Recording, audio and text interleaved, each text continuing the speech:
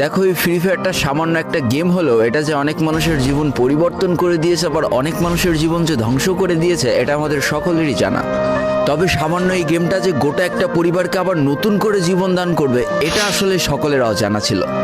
হ্যাঁ বন্ধুরা, আজকের গল্পটি এমনই একটা পরিবারকে নিয়ে যারা এই ফ্রি ফায়ার গেমটাকে একেবারেই সহ্য করতে পারতো না, বরং তাদের সন্তান যখন এই গেমটা খেলতো তারা আরো উল্টো বকাবকি করতো।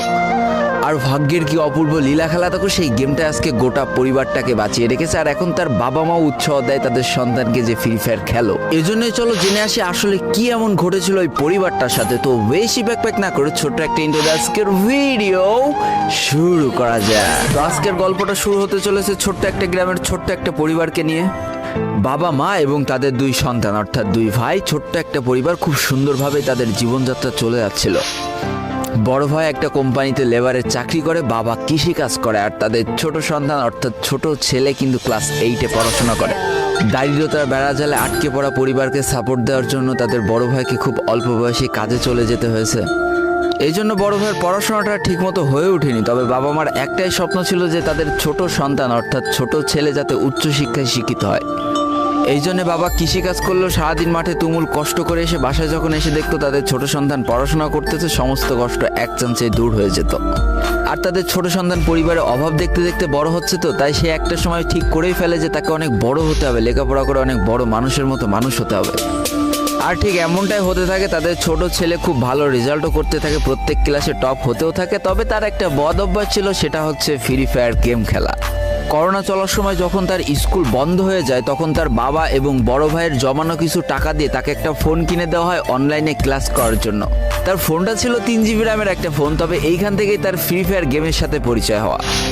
সারাদিন পড়াশোনার ফাঁকে সময় পেলেই সে ফ্রি ফায়ার গেম নিয়ে বসে পড়তো। আগে যেমন বাইরে খেলাধুলা করতো, এখন সে আর বাইরে খেলাধুলা করে না, ঘরে বসে সারাদিন ফোন টিপে আর ফোনে গেম খেলে। এদিকে তার বাবা মা যখন ফ্রি ফায়ার গেম খেলা দেখতো তখন প্রচণ্ড পরিমাণ রেগে যেত, এমনকি মারধর পর্যন্ত করতো যে তুই এই গেম খেলা বাদ দিয়ে দে। তবে তাদের ছোট ছেলে যতই বাবা মার বাধ্য সন্তান হোক না কেন, ফ্রি ফায়ার গেমটা ছাড়তে সে একেবারেই নারাজ। প্রথম দিকে পড়াশোনার ফাঁকে ফাঁকে গেম খেললো, যখন তার বাবা মা তাকে বকা শুরু করে তখন সে রাতের অন্ধকারে গেম খেলা শুরু করে। তবে বন্ধুরা বলে রাখা ভালো, সে কিন্তু তার পড়াশোনা একেবারেই ঠিক রেখেছিল, অর্থাৎ গেমের কোনো কালো ছায়া পড়াশোনার উপরে কোনোদিনই সে পড়তে দেয়নি, যার কারণে তার রেজাল্টও মোটামুটি ভালোই হতো। এতদিন পর্যন্ত পরিবারের সবকিছু ঠিকঠাকই ছিল। এবার আস্তে আস্তে পরিবারটা একটু একটু করে ভাঙতে শুরু করবে। পরিবারের সকলের সম্মতিতে পরিবারের বড় ছেলের সাথে পাশের গ্রামের একটা মেয়ের বিবাহ সম্পন্ন করা হয়। আর যেন বিবাহের কয়েক মাস যেতে না যেতে বড় ভাইয়ের পরিবর্তন লক্ষ্য করতে শুরু করা যায়। এতদিন ছোট ভাইয়ের পড়াশোনা খরচ বড় ভাই আর বাবা মিলে চালিয়ে আসলো, এখন আর বড় ভাই কিন্তু ছোট ভাইয়ের পড়াশোনা খরচ দিতে রাজি হয় না।